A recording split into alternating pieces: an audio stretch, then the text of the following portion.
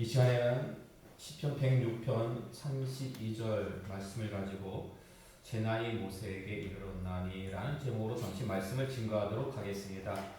오전 시간에 우리는 이제 드디어 고집을 꺾는 장면을 살펴봤습니다. 누가 고집을 꺾어요? 야곱이 식량이 다 떨어지니까 어떻게 해요? 할 수 없잖아요. 베냐민을 보내면서 내가 이제 잃게 되면은 이르리로다. 하나님께 이제 다 맡기겠습니다. 근데 사실 우리에게 있어서 그것보다 더 중요한 것은 우리 마음 가운데 원망과 미움이 있잖아요. 그 원망과 미움이 무엇으로 바뀌어요? 사랑과 축복으로 바뀌는 게 더 중요해요. 자, 하나님께서 우리 가운데 지금 우리 교회에 시험을 허락하셨잖아요. 그리고 그 시험 이전에도 우리 마음 가운데 어떤 것들이 있었냐면은 쓴뿌리들이 있었어요. 쓴뿌리들. 교만과 욕심과 미움과 시기와 질투, 악독, 원망, 불만, 불평, 음란, 그리고 부끄러움과 수치, 어리석음과 근심, 걱정, 염려, 이 모든 쓴뿌리들, 우리 마음 가운데 있는 그 쓴뿌리들 하나님께서는 이 시험을 통해서 다 제하게 하시고 오직 평안을 누리게 하시려고 우리에게 이 시험을 허락하신 줄로 믿으시기 바랍니다.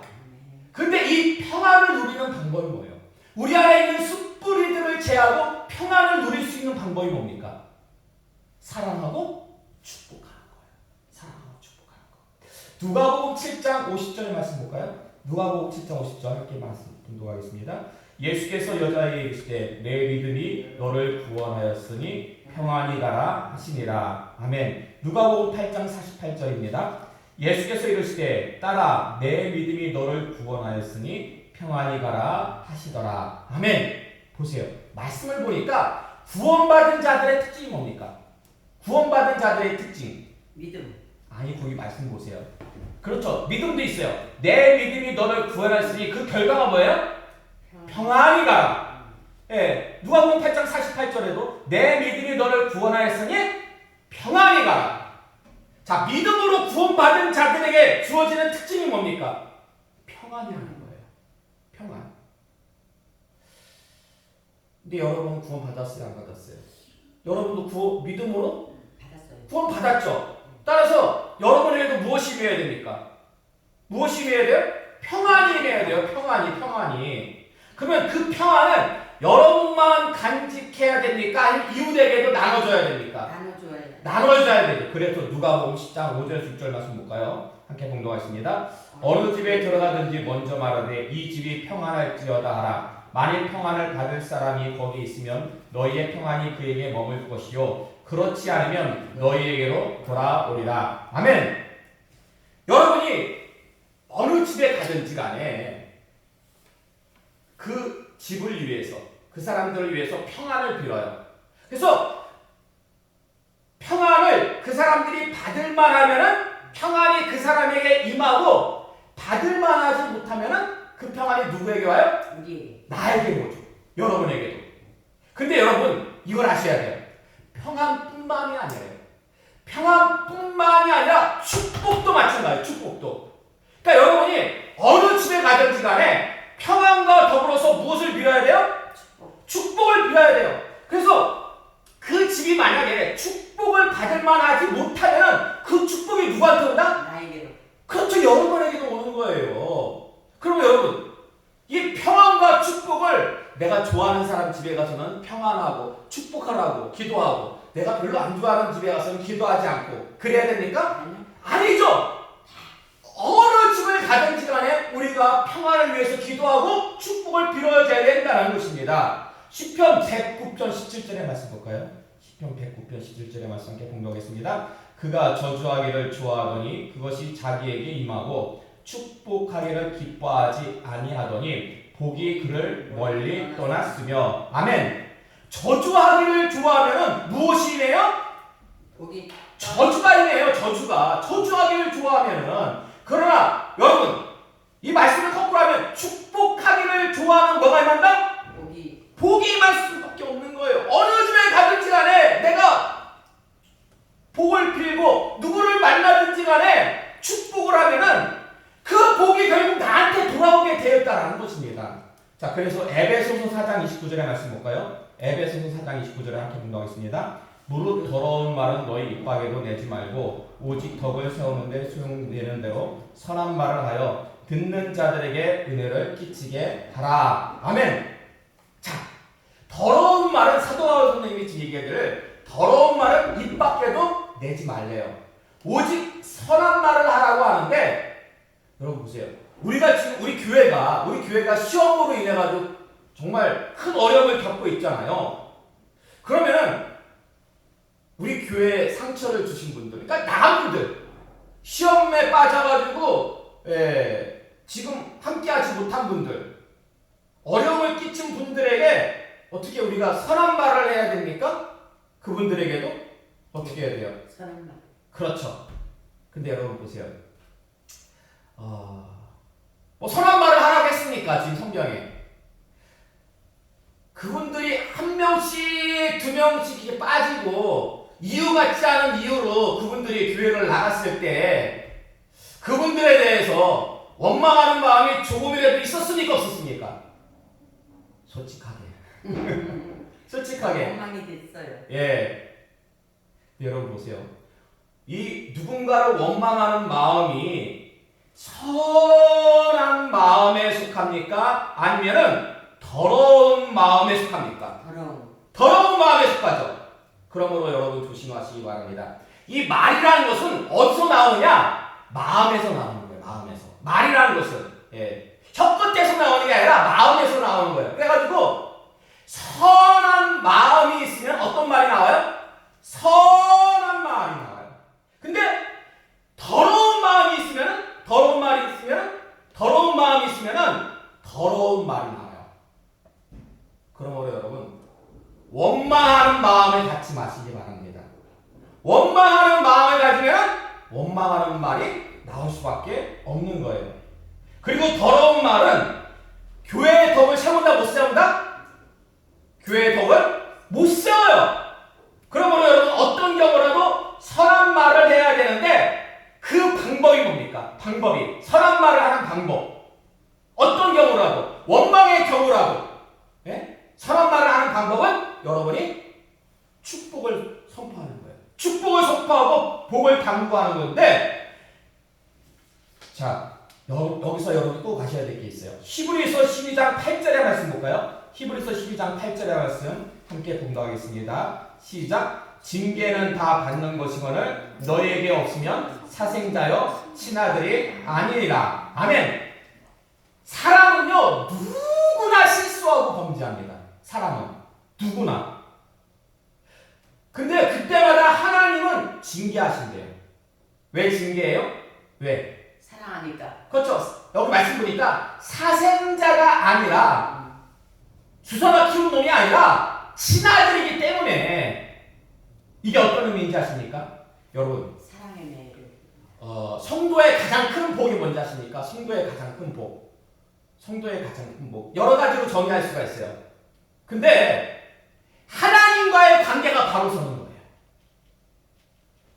하나님은 아버지고 내가 아들이잖아요. 우리가 자녀잖아요. 아들과 딸이잖아요. 이 관계가 바로 서는 것만큼 이게 좋은 게 없는 거예요. 근데 우리가 실수하고 범죄하잖아요. 우리가 실수하고 범죄하면 하나님과의 관계가 어떻게 돼요? 어그러져요. 그릇나요. 어긋나면 그때 하나님께서 어떻게 하십니까? 하나님께서 징계하세요. 왜요? 왜 징계하세요? 그 징계를 통해서 어그러진 관계를 바로 세우시려고. 그러니까 우리가 징계를 가지고 우리가 회개하잖아요. 회개하면 어떻게 돼요? 관계가 바로 서게 된다는 것입니다. 그래서 우리가 실수하고 범죄하면 우리가 미워서가 아니라 하나님은 우리가 친자녀이기 때문에 우리를 반드시 징계하시는데 보세요. 만약에 A라는 분이 있어요. 그러니까 만약에 A라는 분이 있는데 이분이 어떤 분이냐? 창세전에 택함받은 하나님의 자녀예요. 창세전에 택함받은 하나님의 자녀. 근데 이분이 시험에 들어서 시험에 들어가지고 교회를 힘들게 해. 교회를 어렵게 하고 힘들게 해. 그럼 우리가 어떻게 해야 될까요? 우리가 그분을 위해서 어떻게 해야 돼요? 어떻게 기도해야 돼요? 네? 자, 간단히 말씀드릴게요. 이때 우리가 해야 될 일은 뭐냐? 그분을 위해서 축복하는 거예요. 축복하는 거예요. 네. 왜냐면은 성경에 우리가 방금 공부했지만은 오직 너희는 어떤 말을 해라? 선한 말을 하라고 했잖아요. 축복하는 게 선한 말이에요? 악한 말이에요? 선한 말이죠. 예. 그리고 만약에 이분이 지금 축복받을 형편이 안 돼. 근데 내가 그분을 위해서 축복했어. 그럼 그 축복이 누구한테 와요? 나한테 오잖아요. 나한테. 근데 더 중요한 이유. 보세요. 이분은 창세전에 하나님으로부터 택함받은 자녀예요. 그렇기 때문에 하나님께서 이분에게 복 주시기를 원하십니까? 아니면 심판하기를 원하실까요? 복 주시기를 원하죠. 근데 지금 이분은 상황이 시험에 빠져가지고 어때요? 교회를 어지럽히기 때문에 복 받을 형편이 돼야 안 돼요? 안 되죠. 그럼 하나님이 어떻게 하십니까? 하나님이 이분에게 어떻게 해요? 하나님이 이분을 징계하시죠. 징계해가지고 회개하게 만드셔가지고 이분을 결국 창세전에 하나님께서 택한 백성은 하나님께서 복 주시려고 하나님께서 이 땅에 내신 거예요. 그래서 하나님께서 복 주시게끔, 복 받게끔 원위치 시킨다는 거예요. 징계를 통해 가지고. 그럼 보세요. 우리가 그분을 위해서 어떤 기도를 해야 된다고요? 축복하는 기도를 해야 된다고 했잖아요. 그러면 우리가 A라는 분을 위해서 축복을 간구하는 것은 하나님의 역사에 합당한 기도입니까? 아니면 부당한 기도입니까? 합당한 기도죠. 이게 하나님의 역사니까. 여러분, 이 고차원적 기도도요. 고차원적 기도가 있고 좀 아래 기도가 있어요.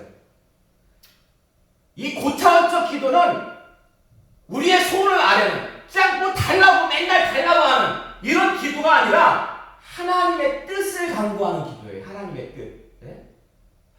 근데 지금 이 기도는 무엇을 우리가 달라고 하는 기도가 아니라 하나님의 뜻을 간구하는 기도잖아요. 이런 고차원적 기도. 이렇게 기도하면 하나님께서 어찌 하실까요? 하나님께서 우리가 이런 기도, 우리가 이렇게 우리에게 시험에 들어가지고 우리를 힘들게 하는 자를 위해 가지고 우리가 축복하는 기도를 하면은 그게 하나님의 역사에 합당한 기도잖아요.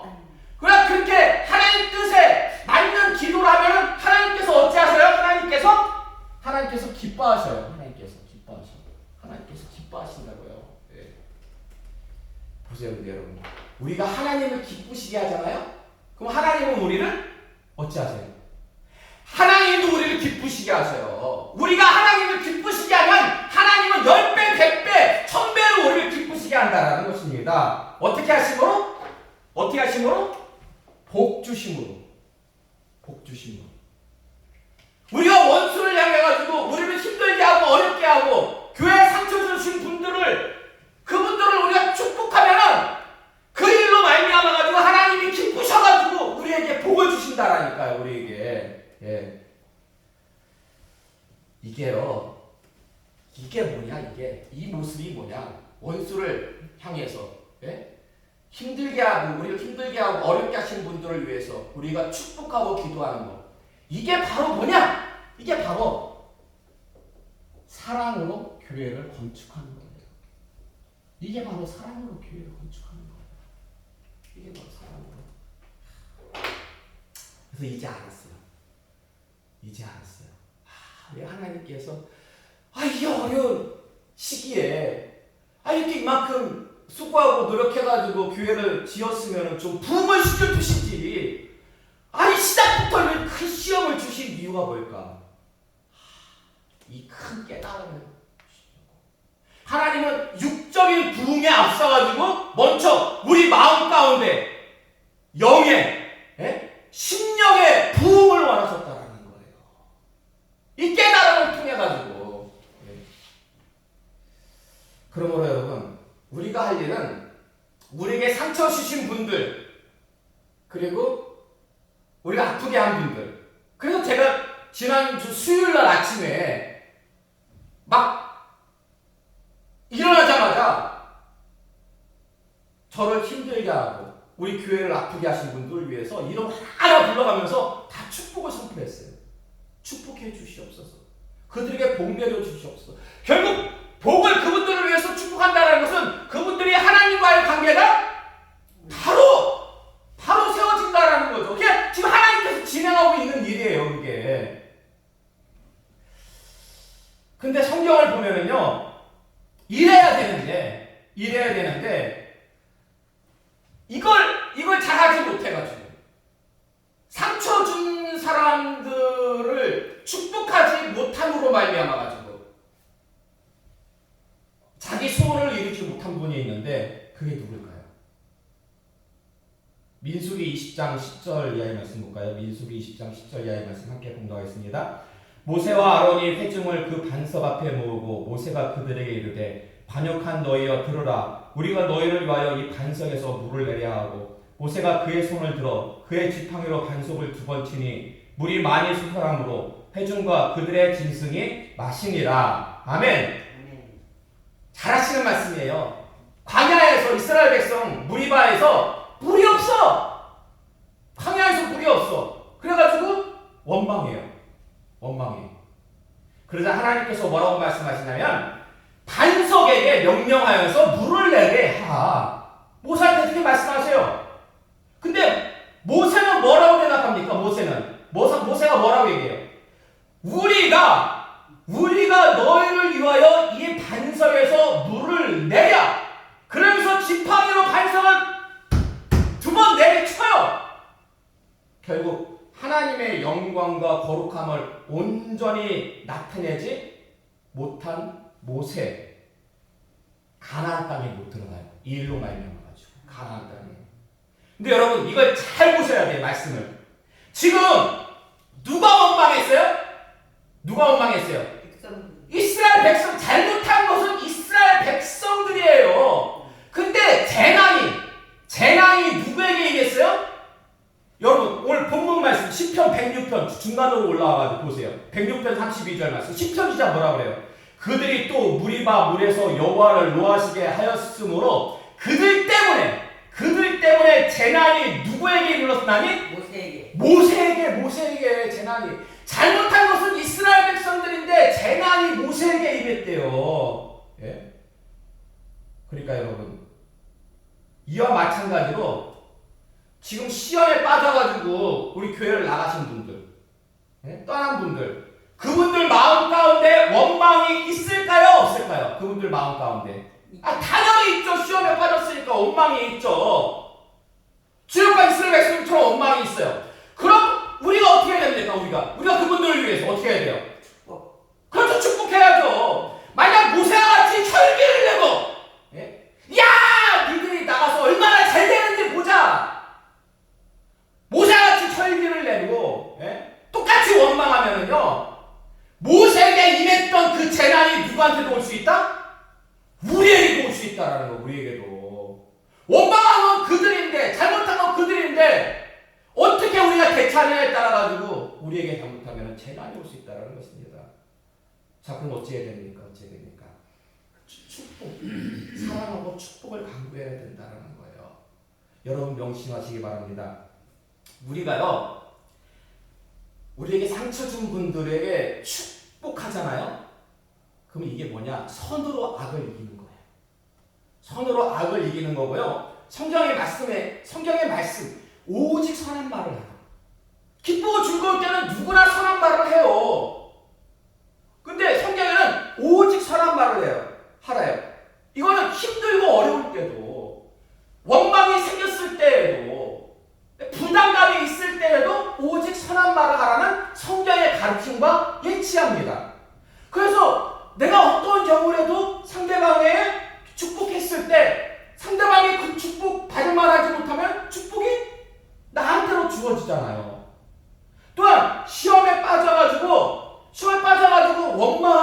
불평하는 자들을 위해서 우리가 축복을 간구하는 것은 어떤 기도다? 하나님의 뜻에 합당한 기도. 이게 하나님의 뜻이거든요. 하나님 뜻에 합당한 기도. 예?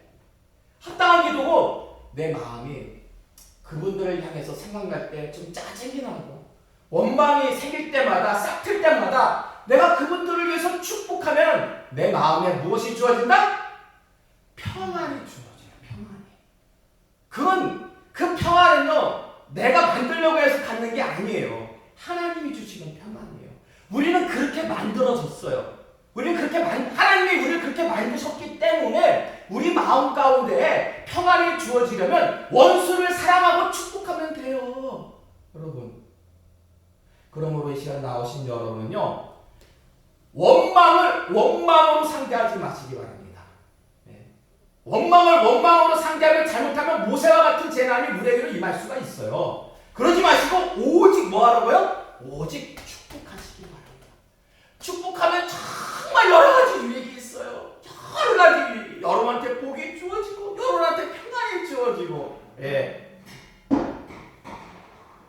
그래서 언제나 정말 주님 앞에 서는 그날까지 오직 하나님의 거룩함과 영광을 드러내시는 정말 복되고 아름다운 인생들이 다 되시기를 주님의 이름으로 축원합니다. 아멘.